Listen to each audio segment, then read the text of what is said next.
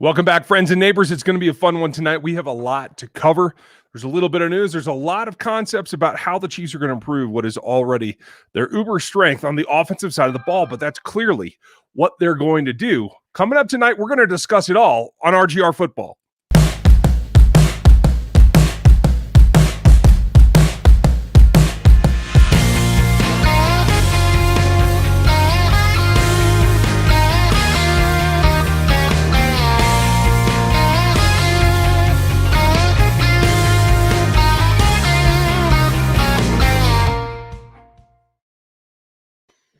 Welcome back to RGR Football, folks. If you are new and you're not one of our regular inhabitants of this Monday night Q&A space, welcome. Click the like and the sub and the bell notification so you're on with us next time as well, because we do this every Monday night, and we go over the Chiefs, the NFL, the draft, pretty much everything and anything in the football world, and I'm sure we'll do that again tonight. A lot of news today out of Kansas City. We'll get to that here in a little bit.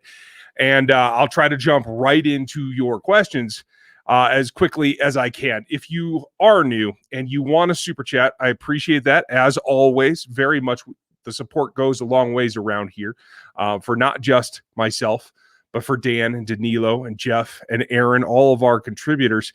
Aaron is our fearless mod, and he is in the chat tonight, so you can always hit him up if you need something. Have some ideas on the way. I think Aaron and I will get together about what we're going to do in the offseason post-draft to maybe grow the community a little bit in a different direction as well. Jeff Porter, I don't see him in here yet, but I'm sure he will be. Just been helping me out a ton with the draft guide, and the draft guide is going to be coming out here pretty soon. I'm working away on the pages. I need about another week or so. I'm hoping a week from today, I should have it about ready. But a lot of that work comes off the back of Jeff Porter doing a lot of the stat work for me. So it is really a group effort around here as we get going. So cheers to Jeff as well. And if you guys want that, you can go to rogueapc.com right now and go get the Matrix. And then the draft guide will be released on the same site, same spot. And you guys can use the same code. It's Matrix RGR for you guys. And that will get you a nice discount. So if you would check that out, please do.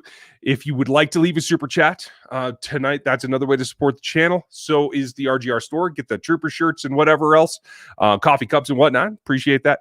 But if you do leave a super chat or super sticker even, leave a question as well so that I can get you something, get your topic handled tonight while we're all on together. And if you do or you don't, put some question marks. If you're not super chatting, put some question marks in the beginning of your question. That will help me find those as well. I'm going to set up here. I have the headphones on because I think Dan's going to be able to join me here later. And I'm going to open my backup so that I can see all the super chats and hopefully not lose any, because you guys know me. I'm not that organized. So we'll get into that. So welcome here. Also, members, you'll have a video tomorrow as well, and whatever else I can come up with, because Dan's going to have back-to-back videos on Tuesday and Wednesday night this week. You won't see me unless I do a little bit for the morning vids. I might do one more this week, but I'm gonna concentrate on the draft guide until Thursday when we do the live mock draft. So keep that on your radar. That said, let's jump into the questions. Patrick Mayer, how are you, bud? I vote we trade 31 for Orlando Brown and lock out the left tackle spot for the next years to come. A lot of people are thinking that right now, and I mean a lot. I'm getting that constantly about there's this rumor. You all know how I feel about rumors, right? Let me say this just point blank. I have heard from zero credible sources that have any connection with the team itself that this is actually in the works. You got to take a step back and think about it too, because why in the world would the Ravens trade a commodity like that? An uber tackle, whether he's on the right or the left. I know he wants to play left and they want him on the right, whatever. Why would you trade him to the team that you feel you have to overcome in order to win a championship? That just doesn't make a whole lot of sense to me. I honestly can't see it happening. But this rumor will persist until the season comes around, probably, or the Chiefs feel their need. And I do think that they will do that in the draft. So, and it would take a lot more than just 31. It would take 31 and next year's first, and probably the year after that's first. That is why I think that not only because they wouldn't give him to the Chiefs, I don't think it's going to happen. The dude, how are you, dude? Do you think CH is going to break out this year? Do you think he will become a top 5 back? I don't think anybody's ever going to be a top 5 back in the Andy Reid system. I mean, unless you're ranking by yards per carry or some of the advanced metrics that don't rely on bulk yardage, because the running back's never going to get enough touches on the ground in Andy's offense. They'll get him in the pass game, so they could definitely be a leader there. If you're talking scrimmage yards, sure. Average play from scrimmage, I think you could get that as well. But like a breakout tailback type, no, I don't think so. I'm going to fix this camera a little bit, at least till Dan shows up. Then I'll probably have to adjust it again. But dude, I think he's going to take a step forward. I think he hit a little bit of a wall, he had a little bit of the injury, but I think he showed some spryness there in the postseason. I think that's going to come as well. So I'm not too worried about that. Junction TTV. Oh God, no, they would never. No, Orlando Brown will garner at least 2 first-round picks, you guys, at the very least. Ruthless, how are you? What's your opinion on we send first and fourth for Orlando in a 5th? Again, this is going to be really, really high value. I mean, look at some of the other trades that have gone on. It's going to be, they're going to hold it ransom if they're going to ever let him go, which they might let him go to someone else. I don't think it's going to go there. Julian, how are you? My day's going okay. Trying to keep everything together and moving forward. Joe, good question. What is the deal with Breeland? And that's the thing. That's the magic number, right? Matthew came out and said that he'd like to switch his number when these rules go into effect, not to 7, but to 21. So, I mean, that would have an effect on Breeland. I don't know if that means that they don't think he's going to return, but clearly he's not getting the offer that he wants. And that's okay. I think it's slow sometimes. It was slow for him last offseason. So I think it is kind of a scheme fit that he matches the Chiefs, and I think there will be an opportunity to bring him back. Whether they want to or not, that's going to be a question, and quite frankly, it's all going to come down to the money. If I were Bashad and I wasn't getting anything at this point, a couple weeks before the draft, I would just go ahead and sign a 1 year back in Kansas City and come back and do it again next year and see if you can have a breakout season, one more to get that big contract that you're looking for. Because at his age, that's what he's looking for, is one multi-year deal to kind of, pay him out the rest of his career. Patrick, Natalie, how are you? Nice to see you. Seth, welcome. Let's see. Joe, what is most likely? We stay at 31, move up, or move down? My thought is changing. I will tell you guys that, but I'm still probably the most likely is to stay at 31. I'm starting to think that it's more likely to move up after that, though, that the second option will be that, because as I watch more of the tackle film and as I'm doing all the production stats for the offensive line in particular, it feels like outside of the top 3-4 tackles, you're really taking a step back at that point, because while I like Eichenberg and I like Cosme, there are some issues. There's less production there in terms of clean pocket pressures, that kind of thing. So I'm starting to think that if they like somebody, they'll go get them. If not, they'll try to stay put and go another direction. Julian, what do you think about it would take for Orlando? I think it would take 2 1s, probably a second, and possibly another player. That would be, in the eye of the beholder. I don't know that you could always guarantee that. Cole, are they still pursuing Villanueva? I haven't heard any confirmation of that. I know they had an initial conversation. After that, I haven't heard anything at all. So I don't know if they don't think it's a fit, or if he supposedly still wants like big time starter money, and that's just not going to happen, I don't think, from anybody. So likely he'll probably go home to Pittsburgh.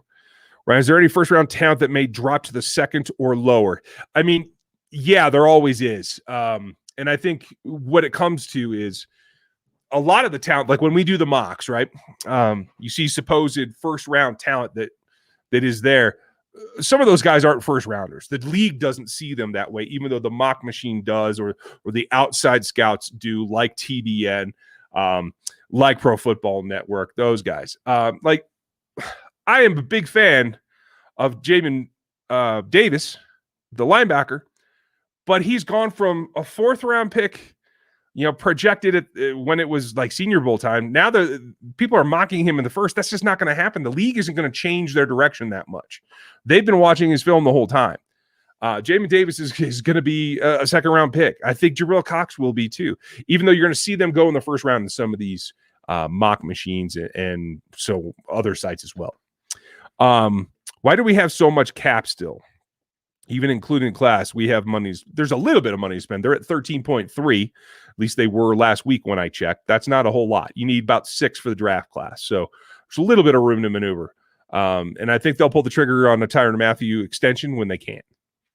Let's see. Who will the Chiefs put at linebacker? Right now, it's Willie and Hitch. That's what it is. The question will be, are they going to try it out Neiman again as the third, or most likely they're going to have an acquisition of some kind? That is the thought, Ryan Lyon. Thank you very much. Michael, how much do you think the Chiefs are counting the possibility of bringing back Schwartz or Fisher on lower contracts? And we might see that plan. I don't think they're counting on that at all. My guess is they'll be pleasantly surprised if one of them is able to play again. And honestly, I think Fisher will play again. It's just whether he'll want to come back, whether they'll have a permanent replacement at that time, what the money will be. So, I don't think they're counting on those guys at all. If something comes around, that'd be great. Jeffrey Porter made it. Nice to see you. I like it when everybody shows up. I was saying, Jeff, kudos to you for all the work on the draft guide stats and everything that I'm trying to put it all together so everybody can have it next week. Knock on wood or whatever else we can knock on, you guys. But Jeff is a big, big help for that. And Jeff, I do have a couple more names for you. Sorry. I sent you an email. If you didn't get it, just give me a call. Let's see here. Spencer, do you see the chemistry being a problem this year on the offensive line with 5 guys that have never played together? I don't, because from what we understand, they're going to have some kind of OTAs. We don't know what the shape will be, or if it's going to be all of it or part of it or whatever, but we do expect for them to have the mandatory rookie camp and the mandatory veteran camp. So that's usually enough to get you started, give you some kind of rapport, and then you come into camp, and they should have a full go camp again. They managed to pull off a camp, in seclusion without fans last year, but it was still a camp. And I think they're going to be able to do the same thing this next year. Maybe we will be able to attend it. Maybe I'll be there for press. I don't know. If the public doesn't get in, I will be pleading with the Chiefs to give me a credential this year. They may come around and do that, eventually. So I will cover it for you if I can. Let's see. Kansas Carolina, how are you? What about doing an auto draft and analyze it? That's the problem. We could try that if you guys want. Leave a comment down below, not in the live stream, leave it on the video comments. And we can maybe give that a shot, but it just depends who set up that board with what needs and that kind of stuff. It's kind of like, it's a little bit of a waste of time trying to do the auto draft and analysis. Jeff, how are you? Oh, you were in Estes in April. Nice. Yes, it's a great place to be. Are you good with our list of RBs at this time? Is it CH, Darrell, and Thompson the top 3? Right now it is, yeah. I will not put it past a UDFA of some kind or somebody else, but yeah, right now it's Clyde, Darrell, and Thompson. And, they're going to be comfortable with that. I think they still have a little bit of information that they want to get out of Thompson, and we'll just see. Darwin's got a little bit of ways to go, but maybe he's there. But I do think there'll be acquisitions, and they won't be draft picks. Jay Sims, how do you feel about Niang on the left? I don't feel about it at all. I don't think it'll happen. There are those that'll tell you can switch over. Anybody can do anything. And yes, that's absolutely true. But can you be as effective when you switch over? I don't think so in general. Niang's been out of football now for more than a season. I don't think they're going to ask him to do that. They could. I could be totally wrong, and maybe they've seen enough that they feel that he's limber enough on the left side. I don't think so. I think he's a right guard all day long, and that's going to be what it is. Dude, do you see CH going to break out? Okay, I think I asked you. I already answered it, dude, so I'm going to skip that one.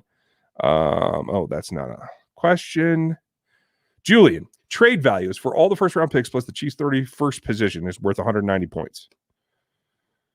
So I'm thinking of trading out of the first. Yeah, I mean, especially if they can't get one of the premier talents, if they can't get a wide receiver that's at the top of their board, and I'm guessing there's going to be 4 of them, not 5. That's just my personal belief. And they can't get a tackle, I think they're more likely to trade back.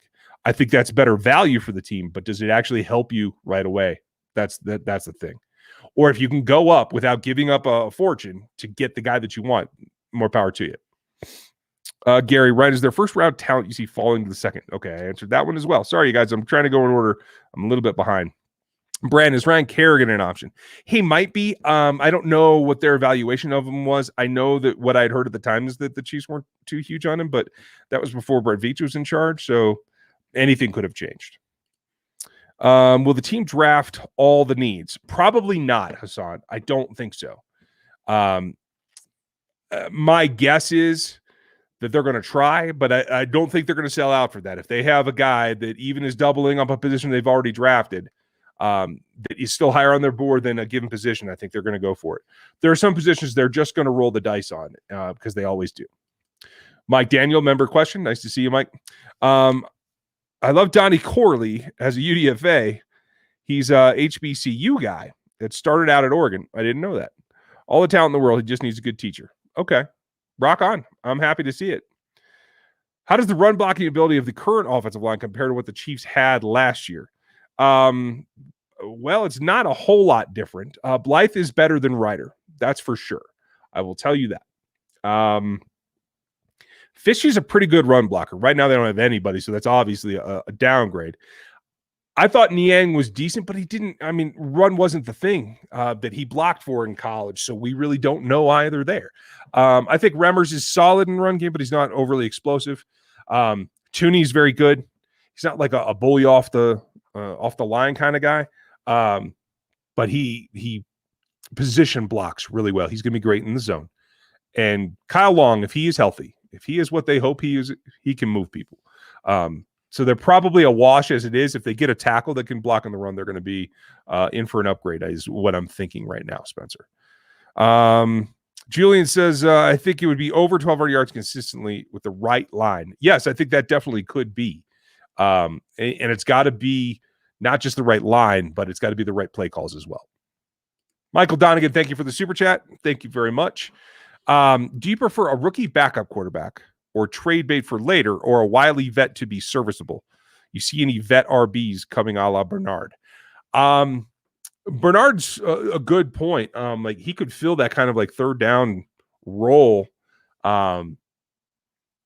It's all about the money. I mean, it has to be bare bones at this point for running backs, and they might choose to go younger with a UDFA. Great question on the quarterback, though.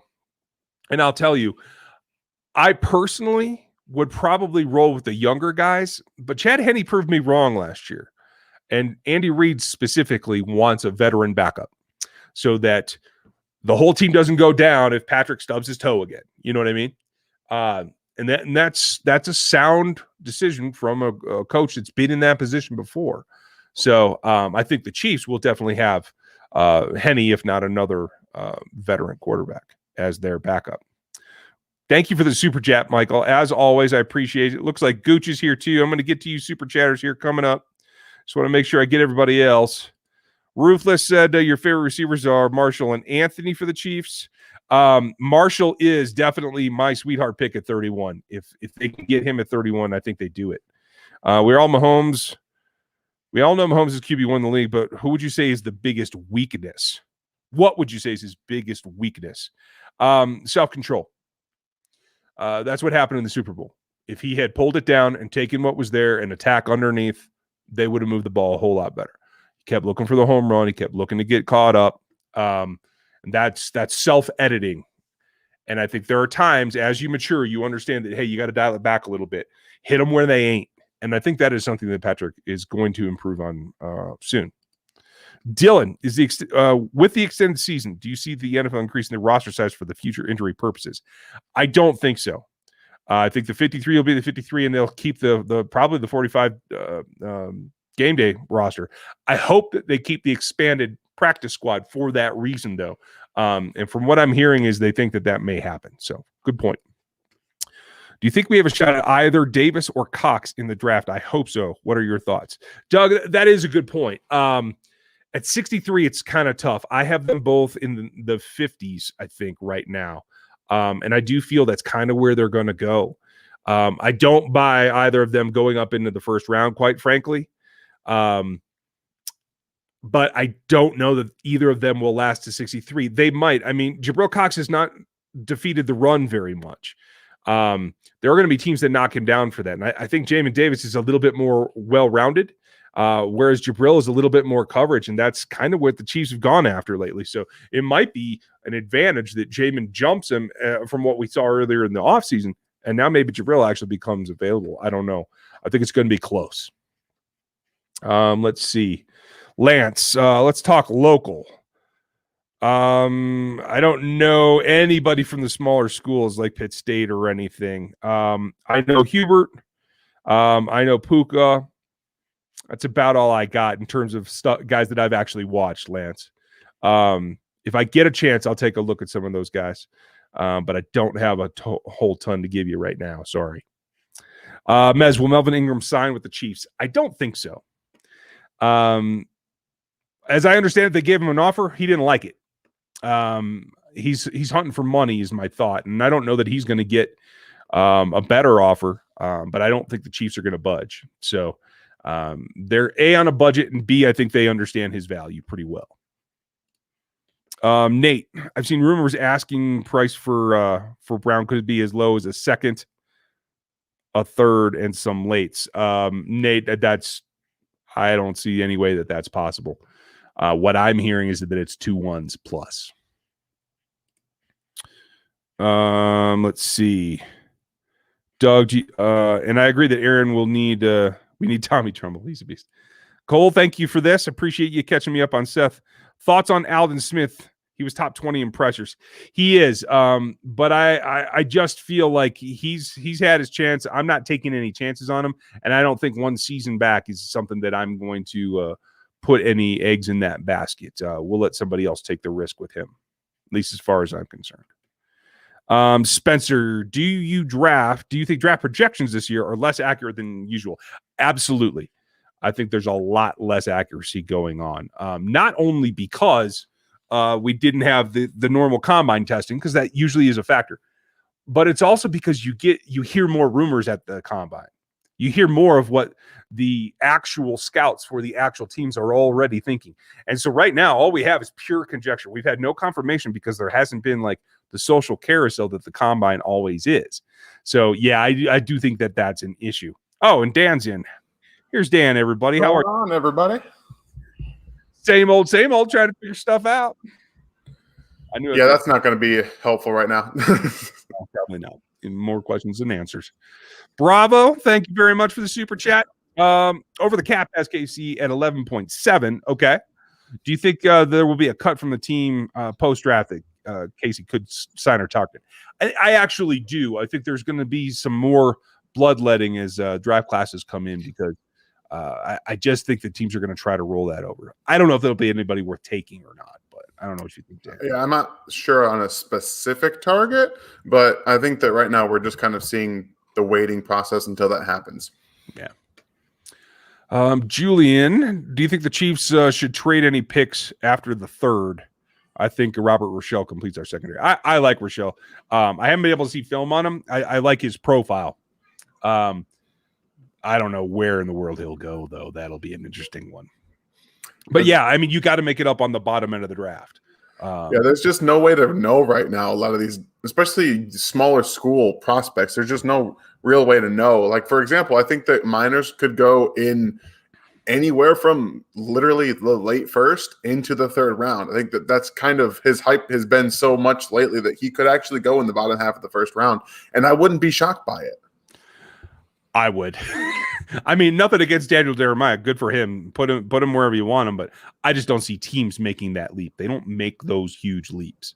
So it is what it is. It just takes one, though. Yeah, exactly. Michael, you see rookie LT as more smash mouth or our history of more finesse? It'll be more finesse. They will put it on athleticism. They will put it on a guy. Unfortunately, most of the good athletes are the short arm guys. So this is a conundrum. And this is before you got on, Dan, I was saying, like, the more that I think about it, the more I think they either pick at 31 or if they feel they can get up for decent value, they go up and get their guy, because the more I watch, the less confident I am in the second tier. Oh, I'm not so less confident in it because I don't think one of the elite prospects is going to fall within range.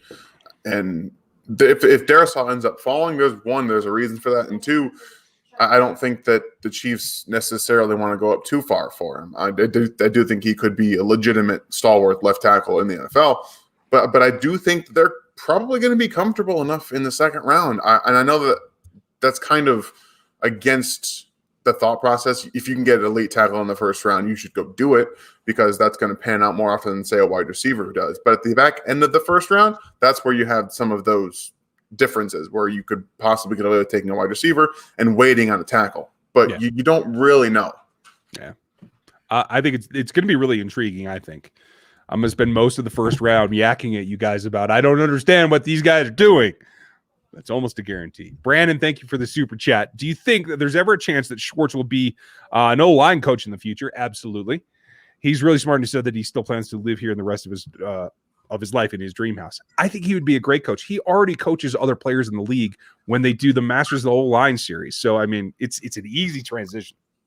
Yeah, he just started doing those little breakdowns this past weekend. So I think that he's clearly feeling out the process a little bit. I think that this is more of the thinking about retirement seeping into his thought process because obviously he's clearly thought about it, or I don't think he would have started doing the things that he's done in terms of being as vocal with the audience and his Twitter following and starting to do more breakdowns. So I think that this has crept in a little bit that it maybe is more of a reality than he initially had thought. Yeah, I kind of feel that way too. Unfortunately. Thank you, Bren. Steve, since the draft is a crapshoot, it is not.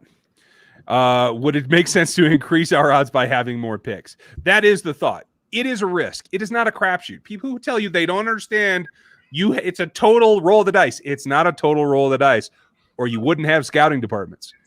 You can pick and choose. Is there always risk? Yes, there is always risk. Guys will fall through, but it's not throwing darts. It is not a crapshoot. Yeah, I think L'Jarius Sneed kind of proves that it's not a crapshoot. They did their due diligence on him. They found out he was an athlete. They looked at his film from 2018 as a cornerback and saw, look, this guy can legit play, and the reason he's falling is because they made him play safety. So you can do a good enough job in your scouting department, especially if you're looking back 2-3 years on some of these players, and really find the guys that you want, and you can shape them to what you want them to do. Mike Dan has another piece of that. He played legitimate edge at Central Michigan, transferred to Michigan. They made him do more interior things. So you just have to trust your scouting department to do some of the work. And obviously the Chiefs have done that, and they found some pieces that fit what they want to do defensively. Steven, I'll warn you, most of the people that I hear touting that particular line are the analytics and the fantasy crowd who don't want to look at the film anyway, who aren't picking up aspects of game from film. And so they kind of set that aside, and they see that where the draft positions have been over the years don't equate to production in the league. And that's, again, why there's scouting departments. So I'm not trying to hammer you, Steven. I'm just saying don't let them blind you to it. It is not. It is definitely a science. There's definitely a lot of art to it as well. Gooch said Surtain or Waddle at 31, Cox at 63, and Dickerson at 94. Sold. I mean, in what world are either of them falling to 31? I would take that in a heartbeat. And Dickerson falling to 94? Watch out. If there's anything in that medical from last week, it could happen. It could. I don't think it will, even if there is medical questions. I don't know. You never know. Every time I've felt that way, I've been wrong. So I'm not going to say either way. I'm okay being wrong, so. Yeah, okay. It don't bother me. I know Daniel Jeremiah is like, he does cartwheels in the background and stuff, so I feel comfortable. I'm like, bro, cartwheels don't mean nothing. It doesn't make me feel better. So it kind of means something 2 months removed from your surgery, considering how long it takes to get everything off after your ACL surgery. Speaking of someone who's actually had an ACL repair, it's a long time, especially if you don't do the work properly the first time. Fair enough. Yeah, I mean, if you don't rehab, you don't rehab. So, but Gooch, let's hope that you're right, because I'll do all that. I hope your scenario's right. Do you think the Chiefs will draft a running back in this year's draft, or will they just stay the 3 they have? I think if there's a day 3 guy that they like, sure, but I think it's more likely to be a UDFA. They'll definitely add to the room. Yeah, I almost guarantee you they add speed in some way, whether it's a day 3 pick or a UDFA, because with the loss of Williams, you kind of have 3 guys in Clyde, Williams, and Thompson that don't provide that true home run burst. Like they can hit a hole and get downfield. I think that Clyde's the best built to do it because he's going to find those holes a little bit better, but they don't have a true breakaway, a 4-4 guy in the running back room, and they're probably going to want to add that. Yeah, for sure. That's why they're interested in Giovanni Bernard. Right. I mean, hey, and if the price is right, the price is right. Julian did agree that Cox is a pure coverage linebacker. Absolutely. And NC State's D-line Slim McNeil. Yeah, he would be interesting. I don't know if they're going to put a draft pick on the D-line, though, because they have so many guys at this point. I don't think they will either, especially with the addition of Reid. I think that kind of plugs it to either 7th round or UDFA kind of guys. But yeah, Cox reminds me of just this giant cornerback. Like one of the biggest corners I've ever seen just out there being sticky in coverage, man. I tell you what, it's impressive to watch the guy that size be as sticky as he is. Now, if I could teach him to jack up a guard, I'd be in heaven. But, we'll get there. Canadian Chief asks, how do I donate from Canada? Chief, it looks like one went through, so I'll just say thank you. It looks like it's working. If not, it may be your connection or something. But I know a lot of the Canadian folks are able to do the super chats. So do appreciate that. Yeah, thank you very much. I'll keep scrolling down and look for a question as well, and I'll just answer it. So, Voodoo, what's your thoughts on RAS, and is it a good metric? RAS is great. RAS isn't really a metric, though. RAS is a percentile comparison to raw scores. And Kent does a great job with it. He is so thorough. He's got guys that I haven't heard of. Like the year that Tyree came out, when I had not heard of him since he transferred, I didn't know if he ever played ball again, to tell you the truth. He had his score up that day. Like, that's impressive. Kent's incredible. And Raz is a great resource. And it does give you that direct correlation. And I actually had a conversation with him a couple of weeks ago on Twitter. And he said, yeah, there's a couple of tweaks, but it's mostly a percentile comparison between historical averages. He's been doing it like since the 80s. Yeah. You guys thought I was bad when I started in the late 90s. I mean, yeah, it's terrible. But it is a great resource, and it gives you that quick, instant recognition about what's good and what's not. Yeah. The only difference between that and the Matrix is the Matrix is more like a spark where you're combining things and you're using that is to be functional. That's honestly the difference. The Matrix is about being functional, and that's what separates it from everything. And honestly, that's why, because I've had all those stats like Raz forever, and sometimes they lie. That's the problem. Yeah. Julian, I can see D-Rob getting 1,000 yards in 8 to 10. Can you? Nope. Sorry. I love the confidence. I love the mentality, but that's not going to happen. It's not the player that he is, unless this offense all of a sudden starts to just throw him the ball whenever they want. Yep. That's downfield. The only way he's going to get that is if they just make him run go routes and just throw it up to him. That's the only way it's going to happen, guys. I don't mean to like. I do like him in the skinny post. I like the deep over from him. Well, yeah, but all these things require essentially being protection and throwing him the ball when he's covered, because he does not create separation downfield. Yeah, absolutely. So that's going to be the thing, unless you get a coverage breakdown. That's going to happen every once in a while too, but I just don't see it happening. Yeah, I have a hard time seeing it myself. And Stevie, you make me laugh. You can switch tackles from right to left in Madden. Yes. I'm just going to leave it at that. Seamlessly. That's the biggest impressive thing. I kid you guys not. I set up 11 Anthony Shermans, and I made them all different sizes and weights, and I literally ran a team with all Shermans. It was a beautiful thing. Will the team just draft all needs? No, they will not, Hassan. I think there'll be something they got to work on afterwards, and quite frankly, I think they're going to double up at either the O-line or the wide receiver spot. Yeah, I'm actually going to do a little bit of a research project on how often they actually double up on position, like, for example, wide receiver, kind of just get a look for my own personal interest, and maybe I'll share it with you guys on one of these live streams, just an information thing, because I'm actually quite interested if they ever really truly double up, because it's not something that I can really remember in terms of at a position like a wide receiver, for example. So yeah, I'm interested to see that. I am too, because my perception is they have, but you're right. I can't really name one right now. Exactly. I can't think of it, but I would imagine at some point they did. I just can't really pinpoint when that was.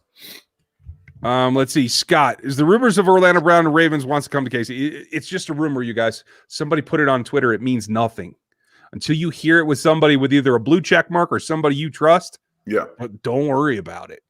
Everybody's getting pretty fired up about it. And Scott, I'm glad you are able to work from or watch from work. Don't get caught.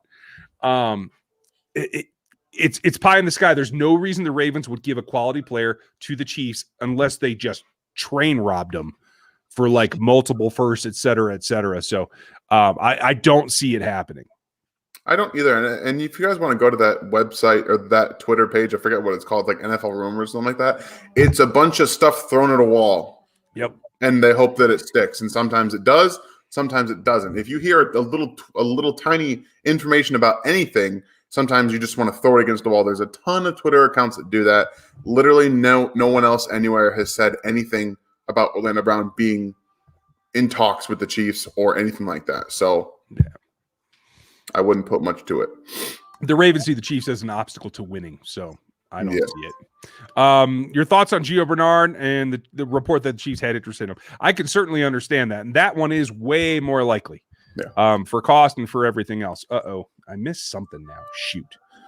I got Canadians. Let's see. Real big. Okay, no, I can still show it. Look, right at the tail end. Ha! No question. Thanks for the great content. Thank you. Thank you, Real. Appreciate that. That is very kind of you. I'm sure you'll ask something, though. We'll come up with something. Apparently, the Chiefs were interested in Bernard. Yeah, and that's fine. Did he sign somewhere, Dave? Is that why you said were? Yeah, he went to the Bucks, I believe. Oh, okay. About that. Yeah, he went to the Bucks. Yeah, and that's the kind of signing. Like, if it's low end, if it's a guy that's going to play a role, that's perfectly fine. There'll be more of those, especially running backs, that'll probably get released as well.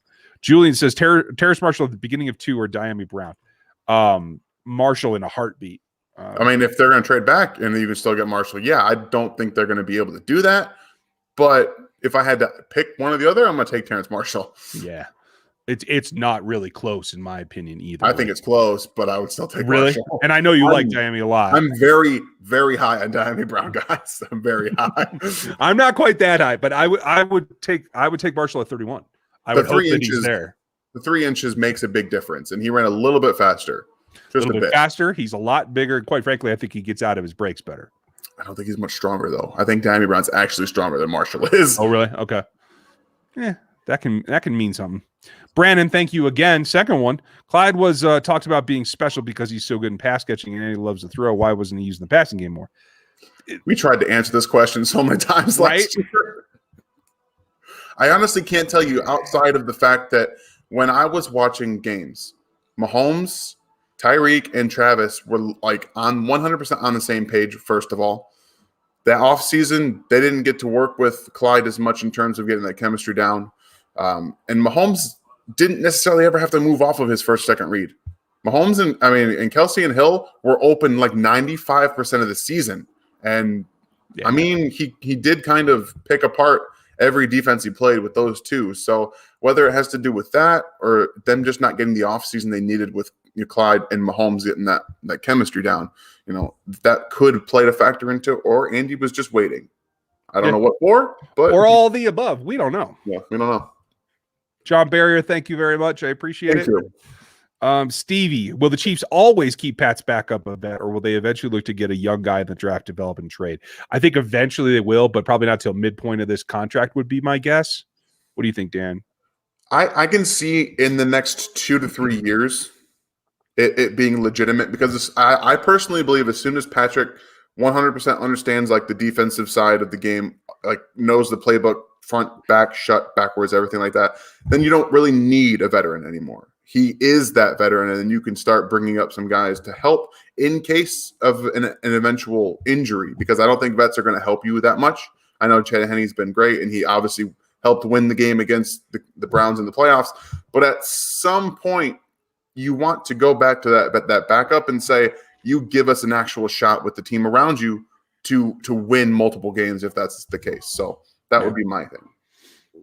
Phil, where do you rank the defensive line with the addition that's been added? There's still a big hole.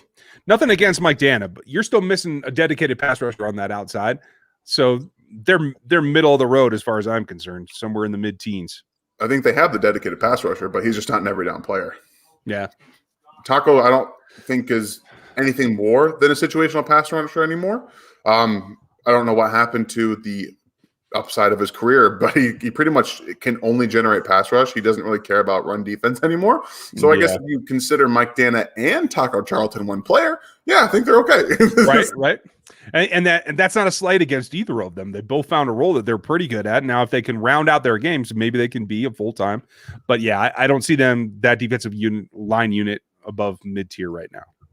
I'm looking forward to seeing Mike Dana advance, take a step forward. I am too. An off season. Yeah, and especially when you came from Central and then you go to Michigan for 1 year. Like that's just a lot of pressure. And then you get to the league. Like now he has a year to grow, to develop, to get in the weight room. To he's in the same spot for more than one season. Right. I think that's important. Paul Harwich, this is a really tough question in my opinion. Yes, the injury was horrific. And yes, he tested this offseason. Good for him. He tested really, really poorly. And my problem is I can't tell if the injury is lagging or if because he didn't seem that bad to me on film in what, 18 or whatever. 18.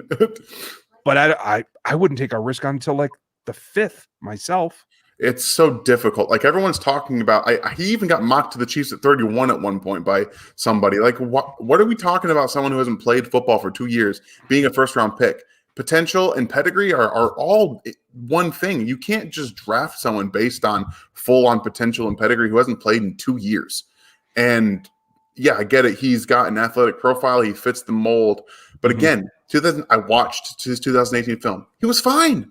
But you don't have anything to gauge actual physical improvement on. You have nothing. Yeah, and that's the problem. I mean, I think he will get drafted. Yeah, I think his 18 film will get him drafted. I'm not touching him before then. With the addition of Reid, do you think the Chiefs can be a top 5 defense all around? No. I'm glad we said it together. No. Otherwise, people are going to get mad at me. I think that realistically, top 10 is within their realm of capability. I think they can get there. Now, you're gonna have to round out the linebacker crew, and you're gonna still have to add somebody on the back end. Yeah, that's how you're gonna have to do it. And you have to get pressure from all 4. They're only going to send 4. They only want to send 4. All 4 have to produce pressure. And that's the problem. Will McCole Hardman start next season? He already does. You start 3 wide receivers because this is a 11 personnel team. Yep. But he will still be the 3rd wide receiver. He will not be the the number 2, quote unquote, on the line of scrimmage on the other side. Unless something crazy happens. Unless something goes terribly wrong. Or just he, for some reason, is really good next year. I mean, that's the only thing that could possibly happen. What's the reasoning for 53 and 45 to dress out? Why not more than 53, and why not have all 53? That's a great question. I don't know why they started the 45 game day roster. I think it's ridiculous. 53 is because the owners don't want costs to remain low. So that part will likely never change. It is what it is. I got nothing on that, guys, because I don't know a thing about it. Ian, thank you very much for the super chat, as always. While I agree we do need help at DE and DT, do you think we could only draft one position, and what do you think we need more? Safety, corner, or linebacker? This is very easy for me. Yep, go. Linebacker. If I only had to draft one of the 3, I'm taking linebacker. Yeah. I think you got bodies you can fill it at corner. I know you have 3 capable safeties. You did it last year and the year before. You have one experienced linebacker on the roster. Yeah. You just put bodies at linebacker. It isn't really close, to tell you the truth. And while I would like to upgrade the corner spot as well, linebacker is by far the bigger need. And I don't know that they go D tackle at all, Ian. An end for sure. But they easily got 5 guys right now. They could, I mean, if they draft somebody, they could have a draft pick that has to go to the practice squad. Yep. Cole, consider the roster going up to 55 this year. Do you think that the Chiefs will use those spots as far as position? It'll be whoever can cover kicks best. That's what it'll all come down to. Julian, what linebacker the draft would be equal to replace Damian Wilson? Sam, I'd say Parsons if we could draft him. I don't think Parsons even drops as well as Damian does. Parsons is a downhill linebacker, in my opinion. I would never put him in coverage. I would blitz him every damn down. Well, yeah, that's what I mean. Like he's essentially as a Sam, I won't want you to be dropping anyway. I want you to be up on the line of scrimmage for the most part. So right.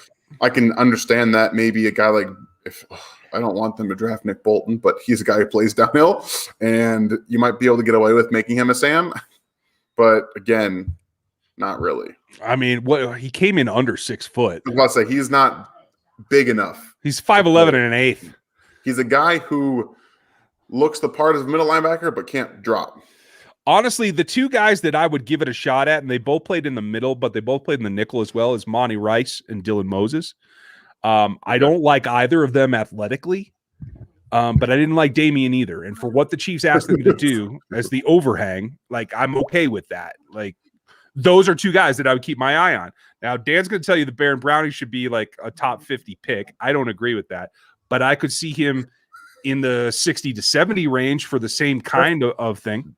I'm talking 63. He's like a top 63 player. Okay, good. You come around. I was worried. I still really like him, but it's based on limited film. Right. I saw him at the Senior Bowl, but that doesn't make it so that I have to put him all the way up. I can still really like him based on the Senior Bowl film and say, hey, he still might have the work to do. You can like what you want to like. And I do. I'm glad. Are there any generational players in this draft worth trading up for? I mean, Pitts looks like he's a generational tight end. I mean, there's no way around it. Him and Lawrence. I mean, I wouldn't even put Lawrence as the generational. I think Pitts is the only generational player in this draft. That is it. Yeah, I would agree. Is Lawrence probably really good? Probably. We've seen real good quarterbacks get to the league and fall on their faces too. So I think Justin Fields is really good. Yeah. Let's see. Spencer, how nice would it be to not play the Patriots once this year? Yeah, it is Bill what Belichick it is. Doesn't scare me. Will Peyton Turner and Robert Rochelle be in round 3 and 4? I have trouble seeing it. I hope that they're not, because I like Peyton Turner's game. I like his length. He didn't run a 40, and I don't care about a 40, but I need the 10 split off of it. It's pissing me off. What you need. But he was a sub 7.3 cone. For his size, length, and weight, he can move around the corner. I like his game. I hope he's there at 94 or even maybe a little bit later if they trade back at all. Rochelle's a total dark horse to me. I don't know. I assume he's a day three guy, but I have no concept. Yeah, that's pretty much what it's going to be. Essentially, I think that Rochelle mirrors what L'Jarius Sneed was in terms of a day 3 pick, probably early day 3. The athleticism is going to get you drafted high on day 3. Turner is actually like my defensive end 5. Like I think he's that good. Right. I think he's going to be that good in the NFL, but you don't get to see that much at Houston. So that's the problem though. I can't even stack the DEs yet. Yeah. Because the level of competition with Ellerin Smith in there, with him in there from Houston, like it's hard. The level of competition throws things off. It's Ellerin Smith is a dude, man. And you guys, we are going to stack.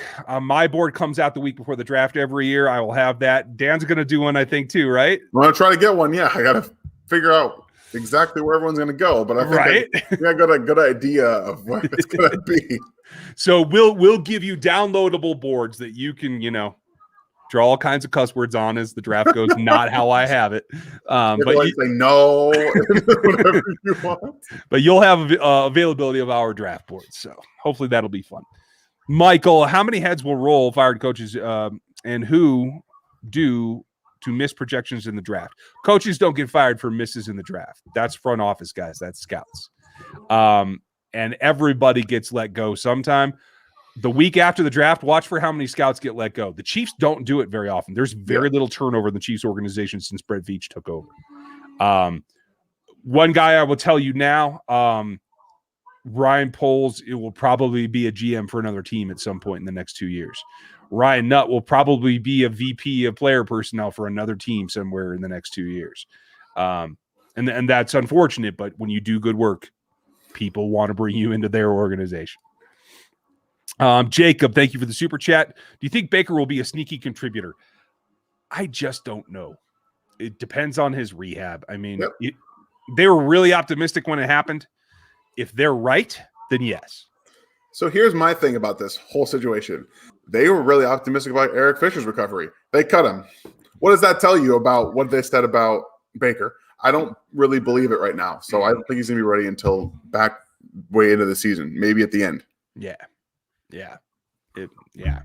It is a roll of the dice. Scott, Willie Gay could play that spot.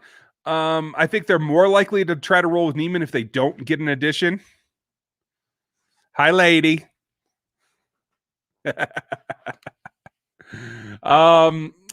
Dre, I like Orlando Brown. I don't like the demand to play on the left-hand side. If I was a front office guy or a coach, I'd be pissed. But he has talent. And I understand that he wants to do what he wants to do, and that's fine, but I just don't think there's enough value. I don't think the Ravens would ever trade him to the Chiefs, and I couldn't give up that much for him. So here's my thing. If the Ravens trade him, it's going to be for at least 2 first-round picks, in my opinion, especially to the Chiefs, because you're going to want to take away picks from them from being able to draft later in the future. Then you're going to have to pay him at least $18, $19, $20 million a year. You're going to have to pay him. No, I'm not even close to thinking about that. Not. Yeah. I'm nowhere near that either. Thank you, Jake. Appreciate the super chat. SportsNewsAddict.com is using your YouTube headlines. Wow. No, it is not. They owe me some of this. Still going to mock draft the AFC West draft on Thursday. I'm going to try to. I gave it a shot as a test over the weekend, and it didn't work very well. There was just too much going on, and it kept skipping picks. So I will try. If not, we'll do our normal thing and see what the new variations come in at. But thanks for letting me know that one, Jake. I will check that out. I don't. Hopefully, they're posting the videos as well, and if it gets views, then I can live with it. But we'll get there. Let's see. Arthur, good question. What if our guy is Rashawn Slater? Then they got a lot of trading to do because they got to get into the top 12, I think. I think there is a scenario where he doesn't go till 10 or 12. But I think there's also multiple scenarios where he goes in the top 10 easily. So it's a long shot, and they have to spend, I think. And Dan's on mute. So okay. I was on mute because my daughter's a little screaming right now. She doesn't want to go to sleep. But yeah, I agree. I think he's a top 10 player. But again, if their guy is Rashawn Slater, he has sub 33-inch arms or sub 34-inch arms. If that's their guy, they can go get a Samuel Cosmi at the end of the first round. So I don't think the drop-off is like a hugely different because you're also going to have to trade multiple first-round picks to move from 31 up into the top 10 to get Slater. So that doesn't seem like it makes sense to go get him when you can get guys that are sub 34-inch arms later in the draft. Yeah. Yeah. I mean, and I think at the end of the day, like I like AVT as well. The arm leg's probably going to put him at guard. Now, yeah, I will that hurt me. I know, right? And I like Cosmi's game. Cosmi gives up more pressures. And in fact, as I'm going through all the production stats, you guys, that's why Cosmi's not up in that. And that's why I'm starting to think that, like, Eichenberg's not the athlete. Cosmi is, but he gives up more pressures.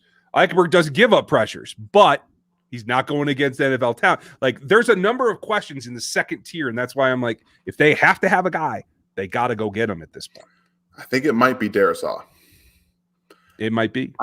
They were at his pro day. I do know that. The arm length is there, and I do know that he's probably falling around the 15-16 range. Yeah. And I do think you're going to have to go up past the Raiders to get a Darisaw. So, for me, in likelihood, for me, it's Darisaw or Jenkins. That's the only two that I can see going up to get. And I think you'll have to move past the Raiders to get both of them because I think the Raiders want Jenkins. That seems like a guy that they want just because I don't know. They do whatever they want. And Jenkins seems like the kind of guy that plays really nasty, very unassuming, and they really want that in their offensive line. So personally, especially with the way they just decided to cut loose all their offensive linemen, they're probably drafting an offensive lineman in the first round. He's a throwback to the 70s. They love him. I don't see why they wouldn't. Jeff, very good point. Thank you for all the super chatters. So very much appreciated. Didi, would you give a first and a fourth? No. For OBJ? I wouldn't touch OBJ. I don't know that I'd sign him if he were a free agent. I would, but I wouldn't be throwing picks at him. Nope. And honestly, how's it worked out for Cleveland, you guys?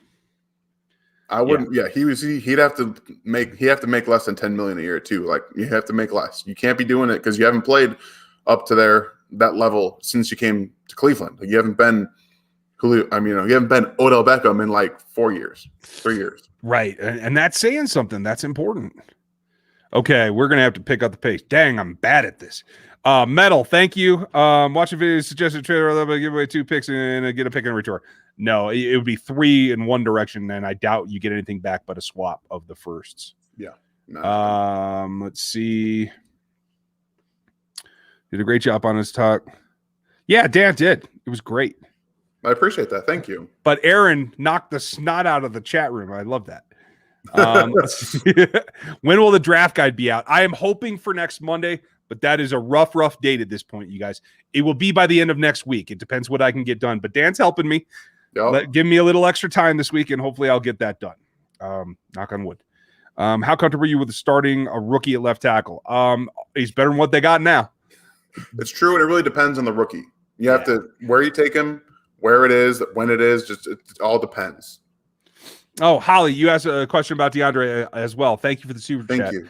I haven't had any update on his rehab at all. It's been very, very quiet, and that's not unheard of for the Chiefs specifically. They lock things down once you're on the roster. The only player interviews I've ever gotten have been rookies before they were in camp. PR locks everything else down. I was at that game, and he injured happened right in front of me. Wow, yeah, that had to be hard to watch. That's a difficult injury to recover from too. So it is what it is. Why don't we hear more about Little from Stanford? Injury. There's nothing to go on. 2 years of no games. Yeah, it's just really tough. What is the code for the Athletic Matrix on ROP? Okay. RogueAPC.com, you see it there. Matrix RGR. That's your code. A lot of you have been using it. So appreciate that. That's awesome. And it'll be the same for the draft guide as it was for the Matrix. We'll just leave it there for you guys. Anybody in here, that's for you. Scott, what are the odds the Chiefs get 0? Absolute 0. I think he's going to be the 5th pick of the draft. No, I don't think so. You don't? No, I think that the Bengals are going to take Jamar Chase, to be honest with you. Yeah. I mean, the Burrow to Chase connection's there. I think that he ends up going 6 to Miami. Yeah. I think Tommy Treble's going to be a 3rd rounder, and I'm comfortable with that. Yeah, that's if he's there at 94, it may make him think, but I think that there's other needs on the roster that they actually care about. Yeah. Eugenius wants Tevin Jenkins. Gooch says, since Dan keeps raining on my parade about Tyson Campbell or J.C. Horn. I like Tyson Campbell, but I see a lot of Travarius Ward in him, unfortunately. Give me J.C. Horn. In a heartbeat. The best corner in this draft. No, he's 2. No, he's not. He's the best corner. I'm sticking with Surtain. Surtain is still number 1 on my board. But Tyson Campbell's really great. He's an incredible athlete. He stays in mirror. He can run down the field. He can cross the field. It doesn't matter. The only thing he doesn't do is get his head around and attack the ball at the catch point. He reminds me so much of Travarius Ward. It pisses me off because I generally support Georgia football. Oh, no. Don't tell my cousins that I said any of that, or they're going to disown me and the family won't let me come home. Do you guys have a favorite draft insider? Do you enjoy all their work? Go ahead, Dan. Brugler. Dane's the best draft guy because he actually does the work. I don't call him an insider because he doesn't claim to know teams. I wouldn't necessarily call any of those guys an insider. Right. And that's kind of my drafts, and they have a script to follow, in my opinion. Yeah. I mean, Eric Galko was great until he went over to the XFL, so he doesn't put as much out there. In fact, I owe him a call, I think. I'm pretty sure I'm a week late for that. But Dane would be my go-to outside resource as well. Burton's hands question. Burton? Talking about Trey Burton? Yeah, that's what I'm wondering. How much can you do more than sausage? Oh, no. Michael Burton. The Michael Burton, yeah, the fullback we signed. He had more targets and catches than he did carries last year, so very much like Anthony. I do like him, and he's got more speed to burn than Anthony did. Yeah, but again, that's a position that they're not going to use very much to attack. So I just draft a guy. Right. Okay, we got a bunch of super chats we got to nail out since we're at the hour. Last one here. Do you like Nico Collins in this offense? I think he can. I think that his pro day showed a bit more athleticism than he was given credit for at Michigan. wide receivers at Michigan go to die.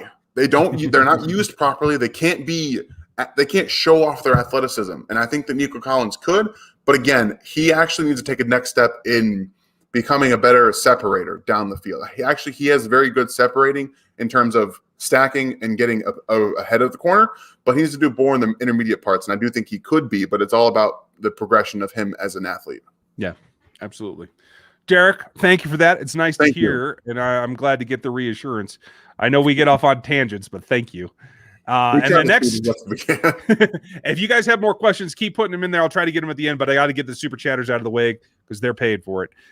Derek, he followed up with all the wide receivers y'all like. Would you trade McCole for some picks and pick up another gadget guy right now? If you could get any picks from McCole, but I don't think you can. And he's also a sub 4.35 guy. So you may as well just keep him and use him for what you can. Yeah, I don't think you could get a top 100 pick for him is the problem. I don't think you can get a top. I think you get a 6th round pick. Chris, I like Najee. I hope that he doesn't land in the West. Do we have who do we have for fullback? They signed Michael Burton, Eugenius, and he will be the fullback.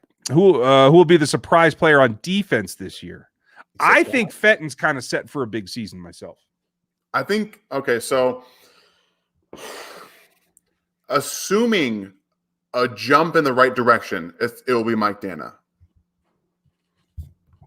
I like that. I hope so. I'm looking forward to that. Yeah. Thank you, Eugenius, for both of those. Thank you.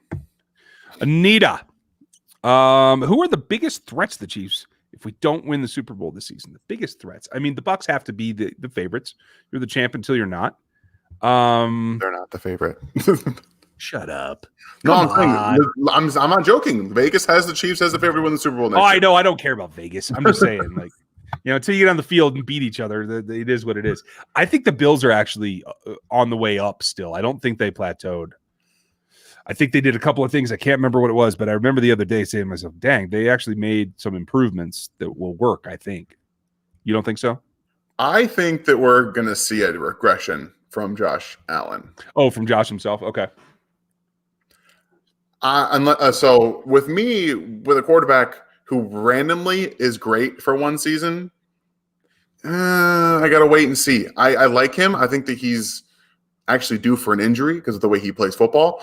But I do think that if you can sustain what he did last year, then yes, they will be a threat. But you need to prove that you can, because that 1 year that you had it is not enough. You got to keep doing it.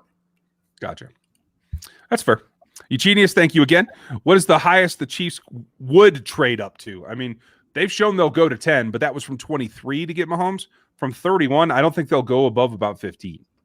Yeah, I'm saying about 16 to 20 area is probably where you're going to see them make it if they want to go up to do it. Yeah, that's kind of my thought as well. Another super chat for Eugenius. Thank you for all of these. Do we ever need to worry about Veach leaving for money? No, not until Andy retires. Yeah, Veach came up under Andy. He will be here until he leaves. I guarantee you that. And quite frankly, as long as he still is able to put teams that win on the field, despite his quirks, despite the things that he likes and doesn't like, he will be here after Andy as well. Yeah. Gooch said, just saw the best thing happen to RGR. The baby was gorgeous. Good job, Dan. Thank you. Yeah, Dan had so much to do with it. She's wonderful, so I appreciate that. That's awesome. Good pull, Gooch. I wasn't expecting that. Bruce, thank you as always. Very much appreciated. Rate the Chiefs' last 2 years draft classes, scale 1 to 10, and why. 19 is 6 at this point. Year 1, I had it at an 8 because Juan was progressing. McCole had some uptake, and quite frankly, I thought Colin was on the way up. He made jumps during the season, which I didn't expect from him, but he fell off. Juan got hurt, and Juan's second year, specifically because of the recovery, I'm not blaming him. I'm just saying it wasn't up to his rookie season. And how much contribution have they gotten from the rest of the guys? What about 20? Exactly. So 20's just still waiting because I think you really judge a class by your top 100 picks. And they spent top 100 picks on Clyde, Niang, and Gay. And so Gay is still developing. Niang you didn't get to see because he opted out. And they didn't properly use Clyde last year. So, yes, we all believe a stud in Snead, who's going to be a steal of that draft. And people are going to look back on it and say, well, why did he go this far? They're already doing that. Yeah. So you have that one blue chip possible player for the future. And then you have a lot of what is going to happen with these guys. So I would say probably about a 5 right now. You don't really know. Yeah, that's fair. I mean, and there are people that tell you can't judge a class till year 3. In these 2 cases in particular, due to the injuries, that's actually true. Yeah. I don't always agree with that, but this time I think that is going to ring true. And COVID throws a wrench into the whole thing because progression, it's important that these guys get together during the offseason. And a lot of all those draft picks didn't get that this past year. So it's going to be interesting. Very true. Thank you again, Bruce. Holly, thank you. Been hearing a bunch about O-lineman arm length. What's optimal? Thanks for the great show. The magic number is 33. For the Chiefs, I think it's 34. Well, they like that, and that's what they've drafted in the past, even the guards. But I think around the league, the general consensus is that you can work with 33 plus. Yeah, I would agree with that. I don't care so much about the 34 arms, but I think that the Chiefs typically want 34. So, that's why I've been talking up Ellerson Smith. He's got long enough arms to play tackle for the Chiefs. It makes sense. That's fine. Now that said, you can combat that with hand usage. If you've got somebody, athleticism. Right? Yeah, and that's why I'm still okay with Cosme if they went that way, because he does give up pressures, but he has the athleticism. He needs to be coached better, quite frankly, in the way he engages with his hands, in my opinion.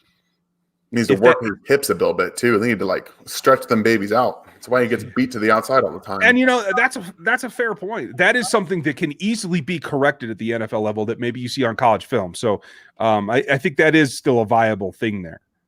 Am I comfortable at 31? I don't know about that. I have him as a second-round player myself, but I think he's going to get taken in the first round. Yeah. Dave, glad you made it, bud. I'm not doing the Zoom or the streams yet. There's going to be a video up tomorrow because I'm working my butt off on the guides and stuff. So we'll get back to that once everything's out. We're almost there, guys. Just got to get through this last month. Oh, good Lord. Mark Lawrence, thank you very much. I was watching another channel. It's all right. You can cheat. The more people that watch other shows end up watching here as well. So he was pounding the table for Jason Oweh, saying pay more attention to his pressures than the lack of sacks. Your thoughts? The problem is he didn't get pressures either. His pressure percent was not high, and it is a problem to get pressure and not finish. That's what everybody wants to string up Frank Clark for. Yeah. So, yeah, I would completely disagree with that. In fact, I'm going to pull up his numbers right now because I want to check. What do you think? I'm not an Oweh guy. I love raw athletes, but when you take everything away, that's what Oweh is. He's a raw athlete playing defensive end. He does not know what he's doing, but he knows how to get around football. So even if he doesn't get pressures, he's kind of there. He always seems to be around the football. But you need players that know what they're doing with their hands. They know how to counter when a tackle in the NFL who's going to put his hand in your chest and you're not going to know what to do. You have to be able to counter things that NFL tackles can do. And he wasn't able to really counter what college tackles did. So that's the thing with me. He was beating these guys based on speed and his natural athleticism. That's not going to be enough for the next level. So no. And coaching can't help that. Yeah, exactly. But that's what makes him not a first round pick.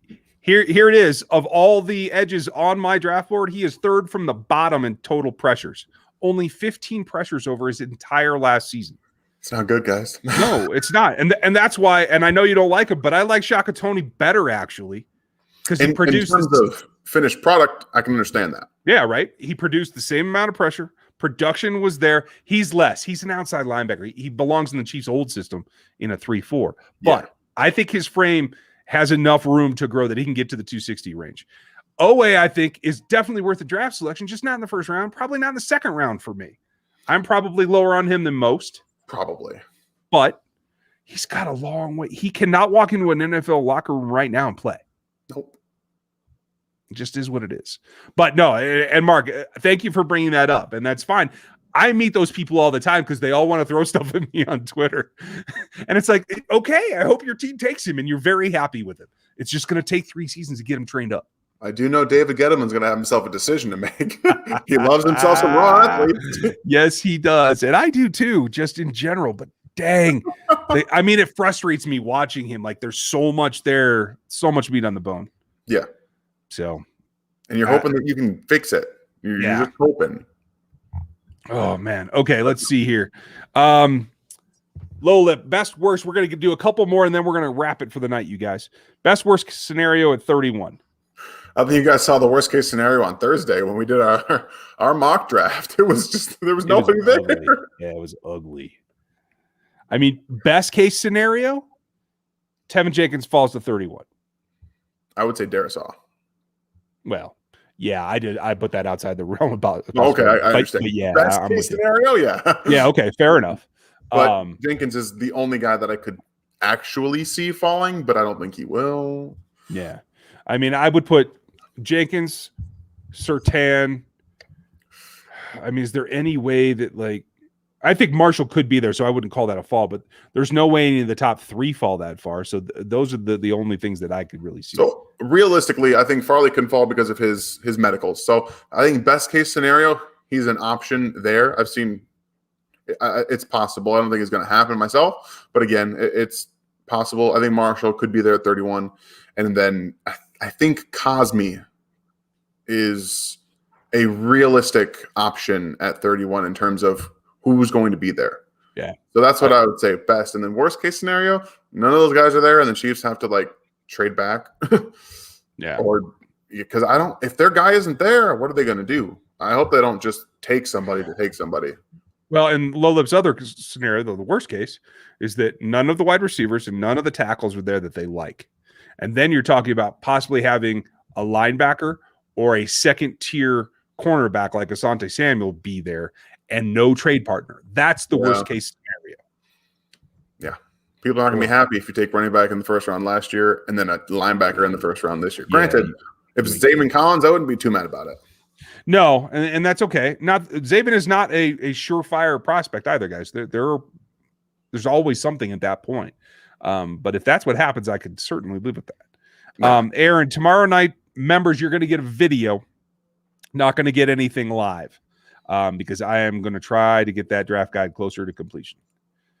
With Britt being charged with felony DUI or DWI, and he taking some time away, I have absolutely no way to tell you anything about that, Scott. Yeah. Aaron, we only have one. We only asked once. Okay, yes, just behind, trying to get there, and had to jump around for the super chatters. Thank you for the Matrix. Awesome. Thank you, Doug, for checking it out. I appreciate that. Thank everyone for the super chats, as always. Let's see. All right, Kansas City Chiefs. What's he asking, Aaron? I haven't seen him, so I'm just going to go with it. Jordy O'Daniel's time. I don't think so, you guys. I'm trying to scroll to answer the guy's question. Okay. Do you think Maurice French can compete for a roster spot? No. Do you put him on kick return and let him play Hardman wide receiver 2 in a row? No. Maurice French is a total gamble, you guys. He's shown nothing from anyone that I've spoken to on the field. Does he have the potential? Yes. But until we know, he's certainly not competing with Mecole Hardman. I'll tell you that. This is difficult for me.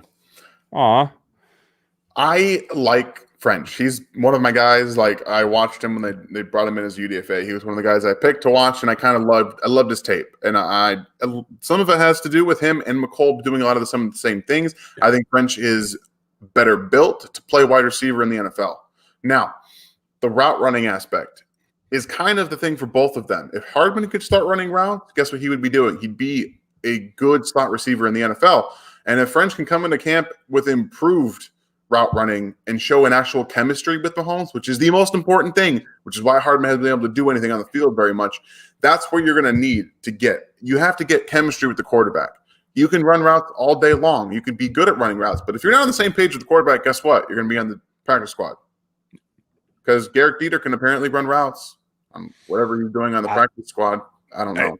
Yeah, I got nothing. I would. You'll never hear me say that. I don't know. Why else is he on the team? I don't get it, man. Oh, Scott May said there's no trade stock for Dorian O'Daniel. No, Dorian is a special teamer at this point. Yep. But William asked a good question. If Parson falls to the end of the first, would you trade up a couple spots to get him? And if they do, how would they be used? I mean, he would need to be a Mike. He would need to take over for Hitchens, in my opinion. That would have to be the outcome that you hope for. But you have needs. I don't know, man. It's a difficult spot to be in with that, because if you trade up for a linebacker, I'm not about that. Yeah, linebackers are going to fall in general. The positional value isn't there. Funny how it's my two favorite positions, right? Linebacker and fullback have the least value of anything. Yeah, but the problem is that you're going to have options later that are not as drastically lower down in talent than the wide receivers or the tackles, or the corners, even maybe even some of the safeties in this group. This group is not top heavy at the safety, but I think their middle group is pretty good. Like their day two safeties, I think could be a number of them, to tell you the truth. Let's see. We got one more super chat and we will call it a night. Is Ellerson Smith a 3-4 or a 4-3 guy? I haven't watched his film yet. I can't find his damn film. So I got like 2 games on Ellerson Smith. Yeah. They played him in multiple spots at the University of Northern Iowa. He plays both standing in 2-point, also down in 4-point, and in 3-point. He looks best off of a 3-point. He's got the length, he has the size, he put on a good amount of weight going from this last season he played to showing up at the Senior Bowl. So you could realistically play him in a 4-3, and I think you could be fine. He's got that length at the size, that one that Spags likes anyway, and he already has the weight too. So the best film that I saw of him was when he was doing exactly what you'd want a 4-3 defensive end doing. So that makes sense to me. Okay, that's cool. And quite frankly, these days, colleges are so hybrid. Yeah. They ask them to do everything. So it is really about whether your physical fit is what the job is going to entail in the league. So I think I'm comfortable with that. Yeah. Let's see. Kansas City Chiefs. Oh, wait, this same question. Yeah. Okay. So let me just say this. You guys try not to bomb Aaron with the same question over and over and over, because real time is not real time for me, because I'm trying to answer everybody's questions. So let's give Aaron a break. Okay. Xanax, pop another Boulevard, Dan. Why not trade for Brown? I don't think they'll let him. I feel like people are talking about Callaway enough. That's a good question. Like, he's kind of an enigma. I don't know what his deal with or why he's not with the team that brought him in. So I'm not putting a lot into it. Weird position. And because he hasn't played since 2019, I don't think, has he? So yeah, there's not much to know about him. And even when he was on the field, he was good, but he dropped a bunch of passes and just so all over the place. So it's hard to know what he's actually going to do. And he had off-field issues. So you're absolutely right. I'm not laughing at you. Gooch makes me laugh. Thank you, Doug. I appreciate you being here. Thank you. As always. What team do you think will be completely mess up everybody's draft boards? Who's going to be the wild card? Who's going to do something strange? I think it's the Cowboys. Well, I mean, that makes a lot of sense, because I would love to see them just destroy the rest of their draft by trading up for Kyle Pitts. But it could just be the Raiders to go completely off board like they have before, going to get the guy that they really want because he's got really good Power 5 conference swagger or whatnot. Like, come on. Yes, swagger. This is the Clelin Ferrell rant right here at number 4. Come on. You're on fire. Do y'all believe in Mac Jones at 3 to the Niners is hype? Yeah, Mac Jones is like 5th on my board. Kyle Shanahan is a magician, but he can't think that I'm that crazy. Kyle Shanahan came out and said it would be ridiculous for him to draft Kirk Cousins at number 3. Like, right? You're not going to draft a Kirk Cousins type player at number 3. Can we stop with the nonsense? Mac Jones is a good quarterback. He's an accurate quarterback.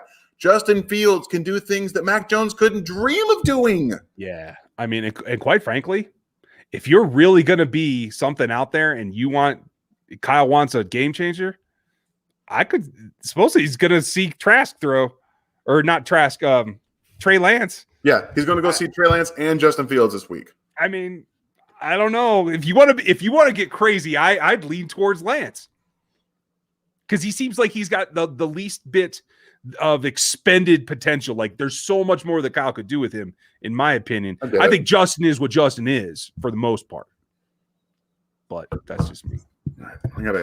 Guys, this is why I was laughing at Gooch. Yes, super chat still works. Thanks, Gooch. As always, I swear, you get the tip money you throw in the jar, bro. I appreciate it very much. Do appreciate that. The fact that Fisher and Schwartz remain unsigned and in contact with the Chiefs is a possibility of coming back at a cheaper rate. It's always a possibility. I just don't know if the Chiefs fill the left tackle spot before Fish is healthy. That probably writes it out of the equation. And I got to tell you guys, frankly, I just don't know if Schwartz is ever going to play again. I got to leave you guys. My daughter will not go down, so I have to go. Gotcha. We are wrapping anyway. Gooch, thanks for the last one. Dan's tirades. Okay. Thank you. Thank you all for being here. Like, sub, whatever the other things are. I can't remember right now. We'll be back live Thursday, and we'll have videos for you in the meantime. Thanks for watching this one. We'll catch you next time.